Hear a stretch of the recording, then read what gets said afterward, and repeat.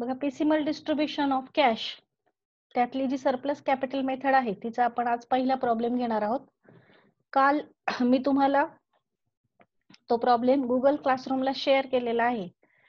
तसं आज स्क्रीनवर तो प्रॉब्लेम तुम्हाला दिसेल, पण तुमच्या नोटबुकमध्ये प्रॉब्लेम लिहून ठेवलेला असेल.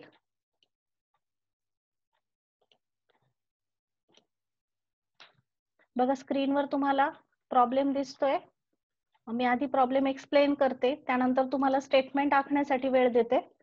तुम्ही स्टेटमेंट आखायचं आणि त्यानंतर माझ्यासोबत सोडवलं तरी चालेल, पण समजून घेऊन आणि मग सोडवा.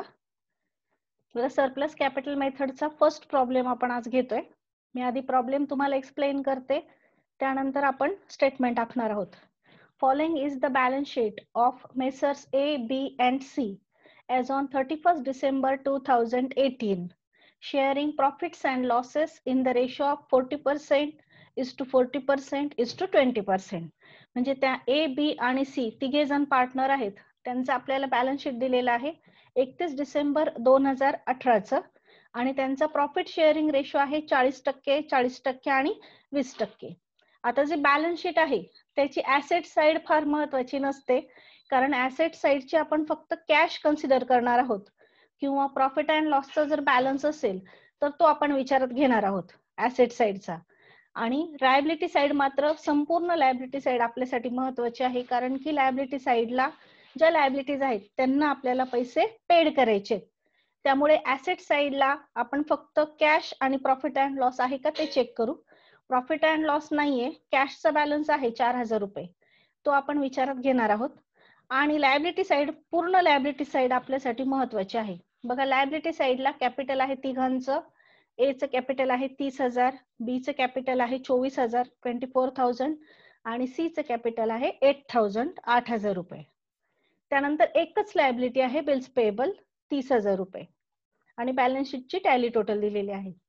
त्यानंतर खाली सांगितलंय the partners decided to dissolve the firm and assets were gradually realized as for. ज्या पार्टनर्स आहेत त्यांनी असं ठरवलं की ते त्यांची फर्म डिझॉल्व करणार, म्हणजे विसर्जन करणार. डिझोल्युशनचा टॉपिक तुम्हाला 12वीला देखील होता. तर डिझोल्युशनच्या टॉपिक मध्ये तुम्ही अकाउंट काढायचे, रिअलायझेशन अकाउंट, त्यानंतर पार्टनर्स कॅपिटल अकाउंट आणि कॅश किंवा बँक अकाउंट काढायचे. पण इथे आपल्याला एक स्टेटमेंट काढायचं आहे. त्या स्टेटमेंटला आपण डिस्ट्रीब्युशन ऑफ कॅश असं म्हणतो आणि एक स्टेटमेंट आपल्याला सरप्लस कॅपिटलचं काढायचं आहे.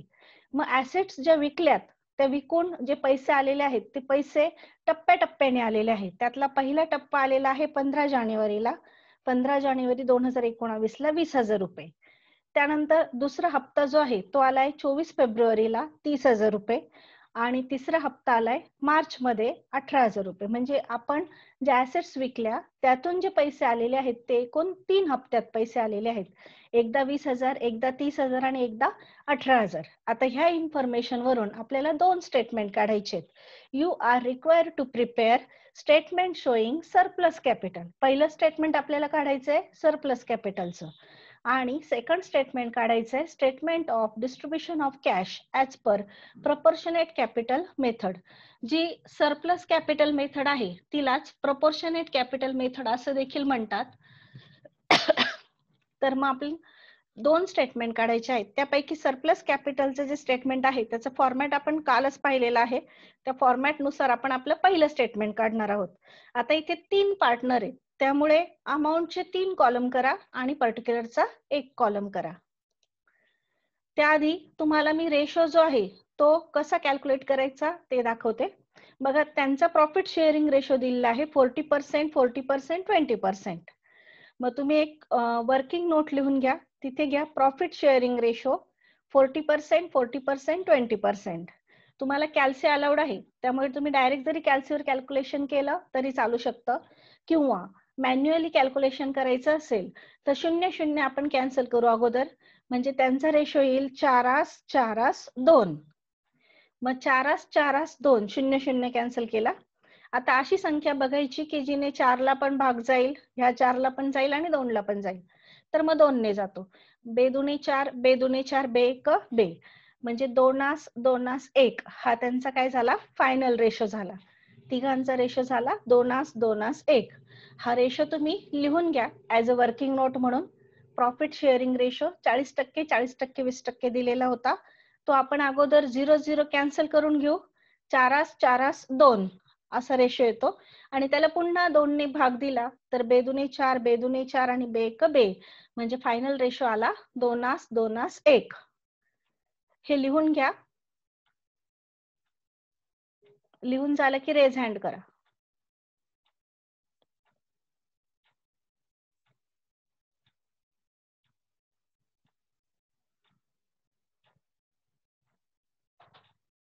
ओके. आता स्टेटमेंट आखा. Distribution statement of surplus capital. Surplus कॅपिटलचं स्टेटमेंट या पद्धतीने आखा. Particular A rupees, B rupees आणि C rupees. Particular A rupees, B rupees आणि बघा आपण कॅपिटल घेणार आहोत अगोदर तिघांचं. ए चं कॅपिटल आहे 30,000, बी चं कॅपिटल आहे 24,000, सी चं कॅपिटल आहे 8,000. पहिलाच प्रॉब्लेम असल्यामुळे रिझर्व किंवा प्रॉफिट अँड लॉसचा बॅलन्स काही दिलेला नाहीये. जर असता तर तो आपल्याला वाटून टाकावा लागला असता तिघांना. मग आपण जे पहिलं स्टेटमेंट काढतोय सरप्लस कॅपिटलचं, त्या स्टेटमेंट मध्ये अगोदर तिघांचा कॅपिटलचा बॅलन्स घ्या. Capital as per balance sheet. A च्या कॉलमला 30,000, बी च्या कॉलमला 24,000, सी च्या कॉलमला 8,000. तिघांचं कॅपिटल लिहून घ्या. Capital as per balance sheet 30,000, 24,000 आणि 8,000. त्यानंतर आता प्रॉफिट शेअरिंग रेशो लिहायचा. जर रिझर्व असता किंवा प्रॉफिट अँड लॉसचा बॅलन्स असता तर तो आपण ऍड केला असता, पण ह्या प्रॉब्लेम मध्ये तो नाहीये. त्यामुळे डायरेक्ट आपण सेकंड स्टेप घेणार. तिघांचा प्रॉफिट शेअरिंग रेशो घेणार. मग ए चा आहे 2, बी चा आहे 2 आणि सी चा आहे 1. कारण की त्यांचा रेशो आहे 2:2:1. 2:1. जर तुम्हाला 2:1 नाही करता आला, 4:2 ठेवला तरी काही हरकत नाही. पण जेवढं छोटं करता येईल तेवढं भाग देणं सोपं पडतं.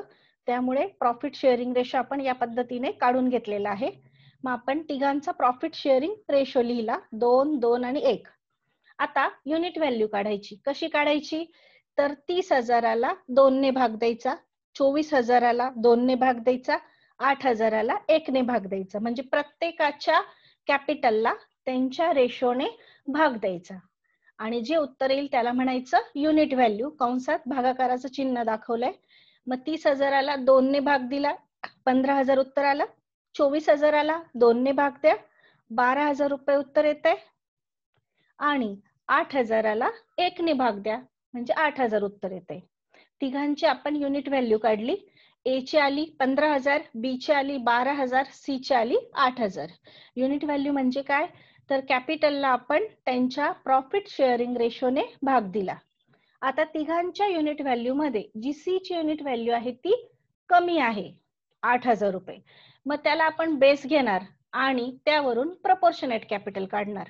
बेस घेणार म्हणजे आपण त्याला काहीतरी खूण करायची. मग कंस करा, चौकोन करा, गोल करा, तुम्हाला समजेल अशी कुठलीही खूण केली तरी चालेल. मी इथे चौकोन केला. 8,000 रुपये जी कॅपिटल आहे तिघांच्या युनिट व्हॅल्यू मधली, ज्याची युनिट व्हॅल्यू कमी आहे तिला मार्किंग करायचं. मी चौकोन केला. मग आता ही जी युनिट व्हॅल्यू आहे ही बेस घ्यायची. बेस घ्यायची म्हणजे काय? तर ह्या अमाऊंटनी आपण प्रत्येकाच्या रेशोला गुणणार आहोत आणि गुणून जे उत्तर येईल ते असणार आहे आपलं प्रपोर्शनेट कॅपिटल. मग खालच्या ओळीवर घ्या प्रपोर्शनेट कॅपिटल, कंसात गुणाकाराची खूण करा. आता 8,000 गुणिले ए चा रेशो आहे 2. मग 8,000ने 2 ला गुणलं, 16,000 उत्तर आलं. परत 8,000 गुणिले 2, बी चा पण रेशो 2च आहे, पुन्हा 16,000 उत्तर आलं. आणि 8,000 गुणिले 1 म्हणजे 8,000. तिघांचं प्रपोर्शनेट कॅपिटल काढलं. प्रपोर्शनेट कॅपिटल ए चं आलं 16,000, बी चं आलं 16,000 आणि सी चं आलं 8,000. पुन्हा एकदा समजावून घ्या. अगोदर आपण तिघांचं कॅपिटल घेतलं, त्यानंतर तिघांचा प्रॉफिट शेअरिंग रेशो लिहिला, त्यानंतर प्रत्येकाच्या रेशोनी प्रत्येकाच्या कॅपिटलला भाग दिला. भाग देऊन जे उत्तर आलं त्याला म्हणतात युनिट व्हॅल्यू. इथे भागाकाराची क्रिया झाली. भागाकार करून जे उत्तर आले 15,000 ए चं युनिट व्हॅल्यू आली, बी ची 12,000 आणि सी ची 8,000. मग सी ची जी युनिट व्हॅल्यू आहे ती कमी आहे म्हणून आपण तिला मार्किंग केलं. मग 8,000 रुपयाला आणि 8,000 आणि प्रत्येकाच्या रेशोला गुणून प्रपोर्शनेट कॅपिटल काढलं. 8,000 गुणिले 2 16,000, 8,000 गुणिले 2 16,000, 8,000 गुणिले 1 8,000. आता वजाबाकी करायची. कॅपिटल मधून प्रपोर्शनेट कॅपिटल वजा करा. 30,000तून 16,000 गेले, त्याला म्हणायचं सरप्लस कॅपिटल. 14,000, 24,000तून 16,000 गेले 8,000 आणि 8,000तून 8,000 गेले म्हणजे नील. 2 जणांचं कॅपिटल जे आहे ते सरप्लस आलं. ए चं 14,000 आणि बी चं 8,000. दोघांचं सरप्लस आहे. आता दोघांमधून आपल्याला पुन्हा एकाचं सरप्लस काढायचंय. मग त्यासाठी पुन्हा ह्या 3 स्टेप वापरायच्या. पुन्हा घ्यायचा प्रॉफिट शेअरिंग रेशो, पण आता दोघांचाच घ्यायचा कारण की दोघांचंच सरप्लस आलेलं आहे. मग प्रॉफिट शेअरिंग रेशो ए चा आहे 2 आणि बी चा आहे 2. मग ए च्या कॉलमला 2, बी च्या कॉलमला 2 लिहिला. त्यानंतर युनिट व्हॅल्यू काढायची. युनिट व्हॅल्यू काढण्यासाठी आता भागाकार करताना इकडे नाही जायचं कॅपिटलकडे, तर जे सरप्लस कॅपिटल आहे त्यालाच भाग द्यायचा. म्हणजे 14,000ला 2 ने भाग द्या, 8,000ला 2 ने भाग द्या. मग 14,000ला 2 ने भाग दिला 7,000, 8,000ला 2 ने भाग दिला 4,000. आता 4,000 छोटी अमाऊंट आहे म्हणून आपण त्याला चौकोन करून घेतलं. तुम्ही कुठलीही मार्किंग करू शकता, कंस करू शकता, गोल करू शकतात, कुठलीही, फक्त आपल्याला समजावं म्हणून आपण ते मार्किंग करतोय. तर 4,000 रुपये कमी युनिट व्हॅल्यू आहे, मग तिला आपण बेस घेणार आणि त्यावरून प्रपोर्शनेट कॅपिटल काढणार. प्रपोर्शनेट कॅपिटल काढण्यासाठी गुणाकाराची क्रिया करायची. 4,000 गुणिले 2 8,000, 4,000 गुणिले 2 8,000. आता वजाबाकी करायची. सरप्लस कॅपिटल मधून प्रपोर्शनेट कॅपिटल आता मायनस करायचं. मग 14,000तून 8,000 गेले, त्याला अल्टिमेट सरप्लस असं म्हणतो आपण, 6,000 आणि 8,000तून 8,000 गेले नील. 8,000तून 8,000 गेले नील. पुन्हा एकदा तुम्हाला मी ती स्लाइड दाखवते.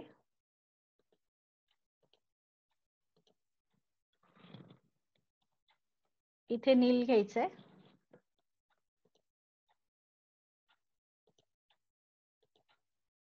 बघा, आधी आपण कॅपिटलचा बॅलन्स घेतला, त्यानंतर तिघांचा प्रॉफिट शेअरिंग रेशो लिहिला, त्यानंतर रेशोने कॅपिटलला भाग देऊन युनिट व्हॅल्यू काढली.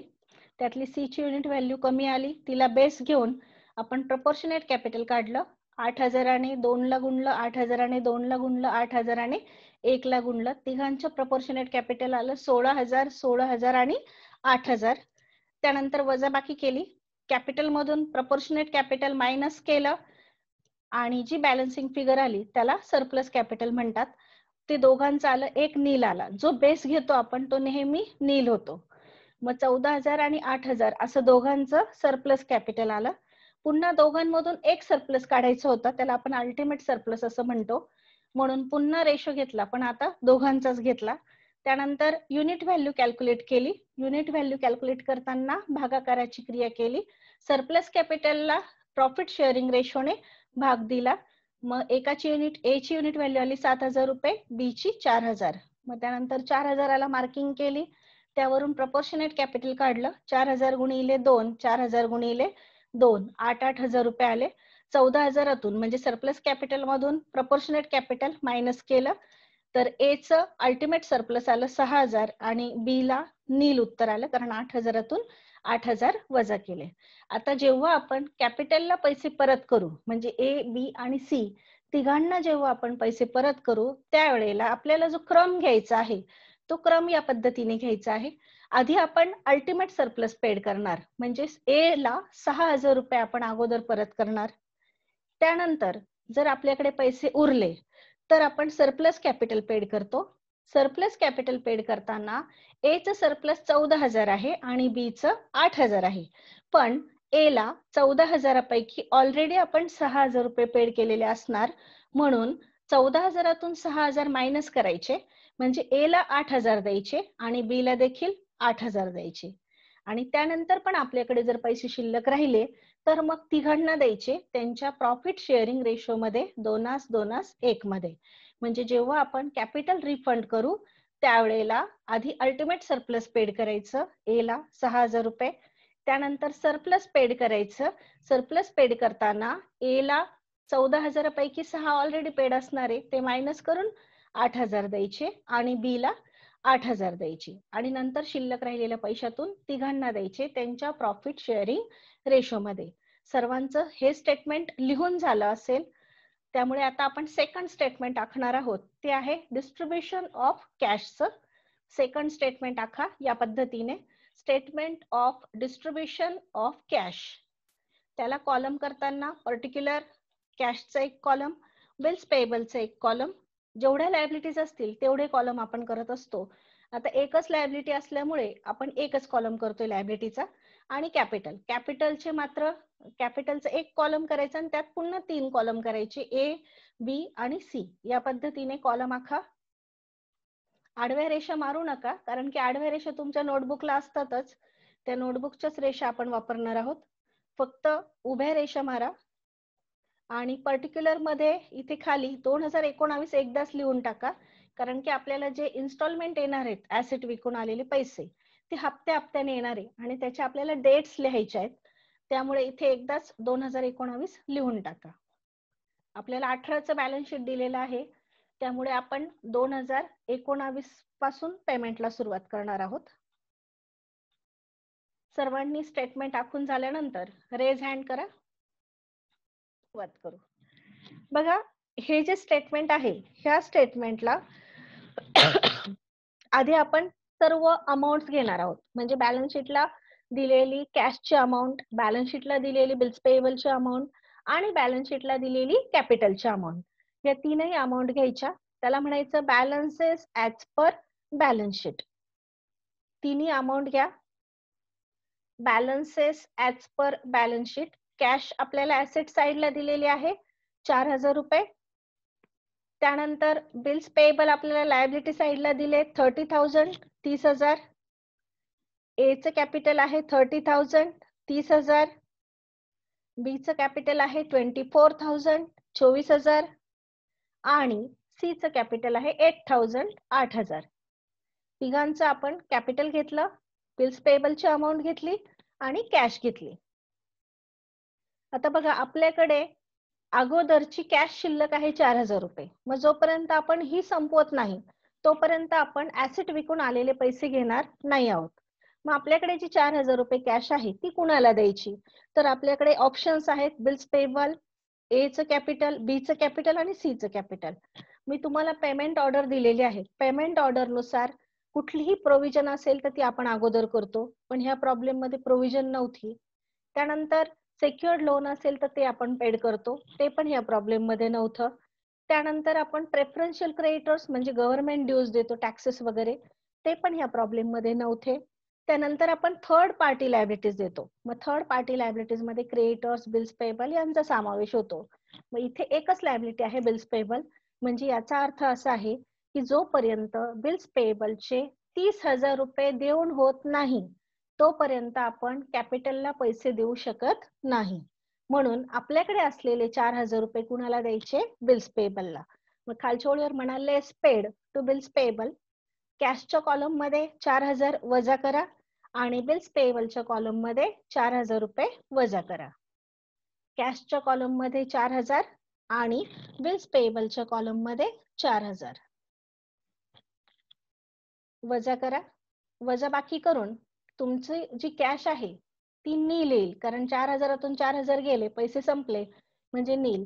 आणि बिल्स पेएबलचं देणं बाकी राहिलं 26,000 रुपये. बिल्स पेएबलच्या कॉलमला येतील 26,000. त्याच्या समोर लिहा बॅलन्स ड्यू. Balance due.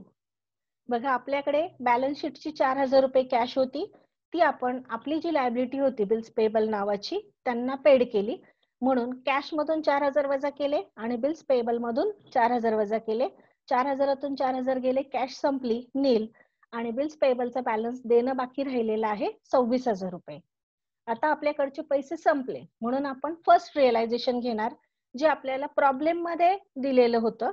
बघा, प्रॉब्लेम दाखवते मी तुम्हाला. प्रॉब्लेम मध्ये दिलेलं होतं फर्स्ट रिअलायझेशन 15 जानेवारीला 20,000 रुपये दिलेले आहे. मग ते आपण फर्स्ट रिअलायझेशन आता घेणार आहोत. फर्स्ट रिअलायझेशन घ्या. फर्स्ट रिअलायझेशन तारीख टाका 15 जानेवारी. JAN लिहिलं तरी चालेल. फर्स्ट रिअलायझेशन, समजा कुणाला फर्स्टचं स्पेलिंग येत नसेल तर त्यांनी एक आकडा टाकून त्याच्या डोक्यावर ST लिहिला तरी चालेल. फर्स्ट रिअलायझेशन किंवा फर्स्ट इन्स्टॉलमेंट लिहिलं तरी चालतं. ते आहे 20,000, 20,000 रुपये. म्हणजे आपले ऍसेट विकून आपल्याला जो हप्ता आलेला आहे पहिला तो आहे 20,000 रुपयाचा. तो आपण कॅशच्या कॉलमला लिहून घेतला. आता पुन्हा जोपर्यंत बिल्स पेएबल नील होत नाही, म्हणजे जोपर्यंत बिल्स पेएबल पूर्णपणे पेड होत नाही तोपर्यंत आपण कॅपिटलला पैसे देणार नाही. मग आपल्याकडे कॅश आहे 20,000 रुपये आणि बिल्स पेएबलला देणं बाकी आहे 26,000. म्हणजे सगळी कॅश आपल्याला कोणाला द्यावी लागेल? बिल्स पेएबलला. म्हणून खालच्या ओळीवर लिहा less paid to bills payable. कॅशच्या कॉलम मधून 20,000 वजा करा, बिल्स पेएबलच्या कॉलम मधून पण 20,000 वजा करा. आता बॅलन्स ड्यूला कॅश नील होईल, 20,000तून 20,000 गेले आणि बिल्स पेएबलचे 26,000 देणं बाकी होते, त्यातले 20,000 दिले म्हणजे राहिले 6,000 रुपये. पर्टिक्युलर मध्ये लिहा बॅलन्स ड्यू, कॅश नील झाली आणि बिल्स पेएबलचं देणं बाकी राहिलं 6,000 रुपये. त्यानंतर पहिला इन्स्टॉलमेंट जो होता आपला तो संपलाय. मग आता सेकंड इन्स्टॉलमेंट घ्यायचा. त्याची तारीख आहे 24 फेब्रुवारी, सेकंड रिअलायझेशन. 24 फेब्रुवारी second realization. Second realization. Second realization घ्या. कॅशच्या कॉलमला अमाऊंट घ्या सेकंड रिअलायझेशनची.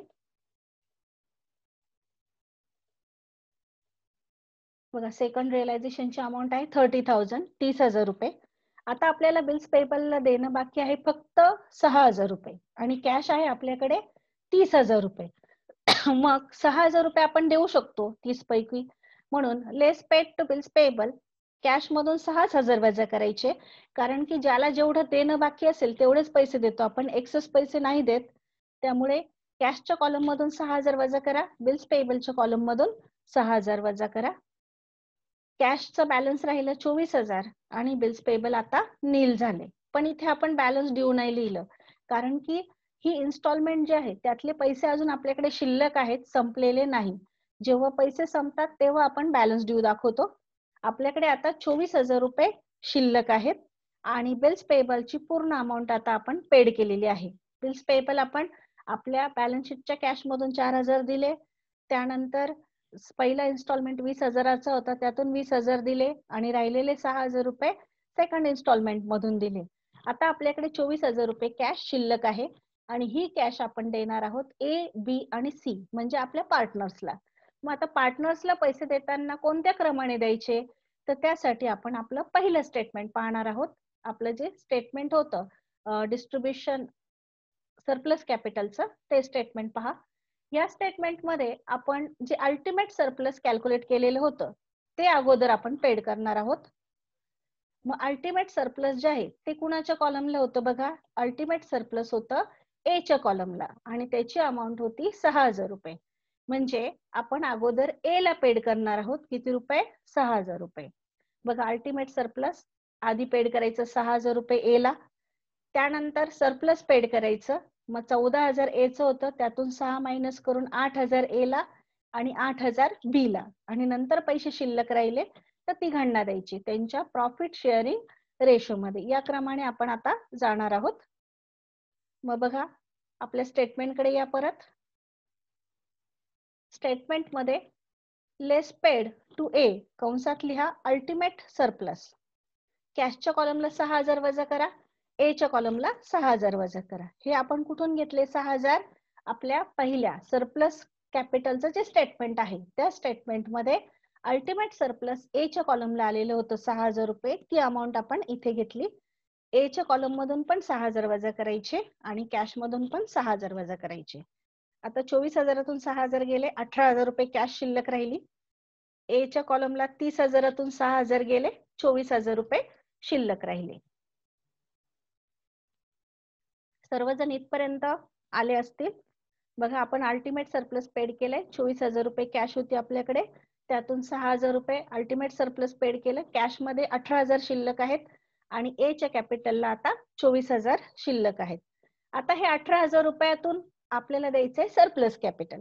सरप्लस कॅपिटल ए चं 14,000 होतं, त्यापैकी आत्ताच आपण 6,000 पेड केले, म्हणजे ए चं देणं बाकी राहिलं 8,000 रुपये आणि बी चं पण 8,000. मग दोघांना 8,000 द्यायचे, दोघांची टोटल होते 16,000. कॅश किती आहे आपल्याकडे? 18,000, म्हणजे 16,000 पेक्षा जास्त कॅश आहे. मग आपण पूर्ण 16,000 रुपये देऊ शकतो. म्हणून खालच्या ओळीवर घ्या, लेस पेड टू ए अँड बी कंसात सरप्लस, कॅशच्या कॉलम मधून 16,000 वजा करा, ए च्या कॉलमला 8,000, बी च्या कॉलमला 8,000.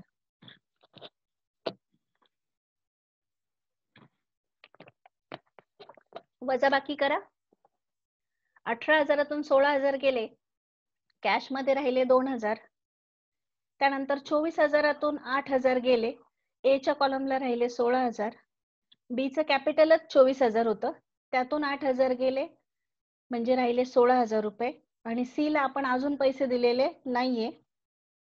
आता जे 2,000 रुपये कॅश आपल्याकडे उरलेली आहे ती आपण तिघांना देणार, कारण की आपण अल्टिमेट सरप्लस पेड केलेलं आहे, सरप्लस पण पेड केलेलं आहे. मग राहिलेली कॅश तिघांना द्यायची, लेस पेड टू ऑल पार्टनर त्यांच्या प्रॉफिट शेअरिंग रेशो मध्ये, म्हणजेच 2:1 मध्ये. मग कॅश मधून 2,000 वजा करा आणि 2,000ला 2 + 2 4 + 1 5, 5 ने भाग द्या. 5 चोक 20, 400 रुपयाचा एक भाग येतो. ए ला 2 भाग म्हणजे 800 रुपये, बी ला 2 भाग म्हणजे 800 रुपये आणि सी ला 1 भाग म्हणजे 400 रुपये. आता बॅलन्स ड्यू दाखवायचा आहे, कारण कॅश आपली नील होते. 2,000तून 2,000 गेले, कॅश नील झाली. 16,000तून 800 गेले, 15,200. 16,000तून 800 गेले, 15,200. आणि सी ला आपण अजूनपर्यंत पैसेच दिलेले नव्हते, त्याचं 8,000 रुपये कॅपिटल आहे, त्यातून 400 गेले म्हणजे 7,600 रुपये. हा आहे आपला बॅलन्स ड्यू. आपण सेकंड रिअलायझेशन मधून अगोदर 6,000 रुपये बिल्स पेबल पेड केले, त्यानंतर ए ला पेड केले अल्टिमेट सरप्लस कॅपिटल 6,000 रुपये. त्यानंतर ए ला आणि बी ला पैसे पेड केले, दोघांचं सरप्लस कॅपिटल होतं 14,000 आणि 8,000, पण 14,000 पैकी 6,000 ऑलरेडी आपण ए ला दिलेले होते, म्हणून ते मायनस करून ए ला 8,000 आणि बी ला 8,000 असे 16,000 रुपये पेड केले. तरी कॅश आपल्याकडे 2,000 रुपये शिल्लक राहिली. मग आता आपण आपल्या सगळ्या पार्टनरला पेड केले त्यांच्या प्रॉफिट शेअरिंग रेशो मध्ये. आता शेवटचं realisation, final realisation 31 March. Final realisation कॅशच्या कॉलमला अमाऊंट घ्या 18,000 रुपये, जी आपल्याला प्रॉब्लेम मध्ये ऑलरेडी दिलेली आहे.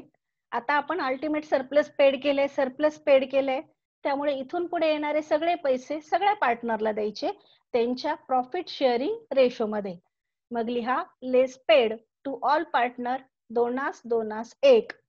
कॅशच्या कॉलमला 18,000 रुपये वजा करा, 18,000ला 2, 2 आणि 1 म्हणजे 5 ने भाग द्या. 5 त्रिक 15, खाली उरले 3, 5 सक 30, 3,600 रुपयाचा एक भाग येईल. 3,600 गुणिले 2 7,200, 3,600 गुणिले 2 7,200 आणि 3,600 गुणिले 1 म्हणजे 3,600. आता वजा बाकी करा. 15,200तून 7,200 वजा करा, कॅश नील झाली. 8,000 रुपये उत्तर आले ए च्या कॉलमला. 15,200तून 7,200 करा, 8,000 बी च्या कॉलमला आणि 7,600तून 3,600 वजा करा, 4,000 रुपये सी च्या कॉलमला. हा तिघांना झालेला लॉस आहे, म्हणजे त्यांचं कॅपिटल आपण परत केलं, परंतु परत करून देखील एवढं कॅपिटल आपण परत करू शकलेलो नाही. मग हा तिघांना झालेला लॉस आहे, त्याला आपण म्हणणार आहोत रिअलायझेशन लॉस.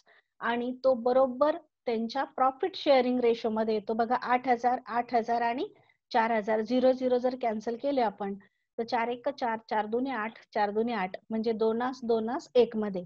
जर आपलं शेवटचं उत्तर बरोबर प्रॉफिट शेअरिंग रेशो मध्ये आलं तर समजायचं आपला प्रॉब्लेम बरोबर आहे, लॉस बरोबर त्यांचा प्रॉफिट शेअरिंग रेशो मध्ये आलेला आहे. बघा 3 इन्स्टॉलमेंट मध्ये पैसे आले होते आपल्याला, त्यातले पहिला इन्स्टॉलमेंट आणि दुसरं इन्स्टॉलमेंट जे होतं तर त्यातलं पहिलं इन्स्टॉलमेंट पूर्णपणे आपल्याला बिल्स पेबलला द्यावं लागलं. दुसऱ्या इन्स्टॉलमेंट मधून काही पैसे शिल्लक राहिले ते आपण आधी अल्टिमेट सरप्लस पेड केलं, त्यानंतर सरप्लस कॅपिटल पेड केलं आणि त्यानंतर तिथून पुढे शिल्लक राहिलेले पैसे आपण ऑल पार्टनरला पेड केले त्यांच्या प्रॉफिट शेअरिंग रेशो मध्ये. मागची जी स्लाइड आहे ती मी पुन्हा एकदा तुम्हाला दाखवते, म्हणजे तुम्हाला लिहून घेता येईल. बघा, जर कोणाचं लिहायचं राहिलं असेल तर हे आपलं जे स्टेटमेंट आहे तुमचं कंटिन्यू आहे. माझे एका स्लाइडवर बसलेलं नाही, त्यामुळे मी 2 स्लाइडवर घेतलेलं आहे. पण तुमच्या वहीमध्ये, नोटबुकमध्ये हे स्टेटमेंट कंटिन्यू आहे. बघा, हे स्टेटमेंट आपण अगोदर काढलेलं आहे. यामध्ये बॅलन्सेस घेतले अगोदर, त्यानंतर बिल्स पेबल पेड केले, फर्स्ट रिअलायझेशन घेतलं 20,000चं, पुन्हा बिल्स पेबलला दिले, त्यानंतर सेकंड रिअलायझेशन 30,000चं होतं, त्यातून आधी 6,000 रुपये बिल्स पेबलला पेड केले, मग आपल्याकडे 24,000 कॅश शिल्लक राहिली. त्यानंतर अल्टिमेट सरप्लस पहिल्या स्टेटमेंटनुसार ए च्या कॉलमला होती अमाऊंट 6,000 रुपये, मग ए ला 6,000 पेड केले, कॅशमध्ये 18,000 शिल्लक राहिले आणि ए च्या कॉलमला 24,000 शिल्लक राहिले. त्यानंतर हे जे 18,000 होते यातून आपण सरप्लस कॅपिटल पेड केलं. सरप्लस कॅपिटल ए आणि बी हे दोघांचं होतं, म्हणून मग आपण दोघांना पेड केले 8,000 रुपये. कारण ए चं 14,000 होतं, त्याला ऑलरेडी 6 पेड केले होते, ते मायनस करून 8,000 पेड केले, बी ला 8,000 पेड केले. कॅश मधून दोघांची मिळून टोटल 16,000 वजा केले. मग कॅश मध्ये बॅलन्स राहिला 2,000 रुपये, ए चं कॅपिटल 16,000, बी चं कॅपिटल 16,000, सी ला अजून आपण पैसे दिलेले नाही. मग हे शिल्लक राहिलेले 2,000 रुपये सगळ्यांना दिले आपण 2-2-1 मध्ये, म्हणजे प्रॉफिट शेअरिंग रेशो मध्ये. त्यानंतर फायनल रिअलायझेशन घेतलं आणि ते पण सगळ्यांना दिले. एकदा अल्टिमेट सरप्लस आणि सरप्लस पेड केलं की तिथून पुढे सर्व पार्टनरला त्यांच्या रेशोमध्ये पैसे द्यायचे आणि शेवटी जो शिल्लक राहतो तो असतो रिअलायझेशन लॉस आणि तो देखील प्रॉफिट शेअरिंग रेशो मध्ये येतो. इथे आपला प्रॉब्लेम कंप्लीट झालेला आहे.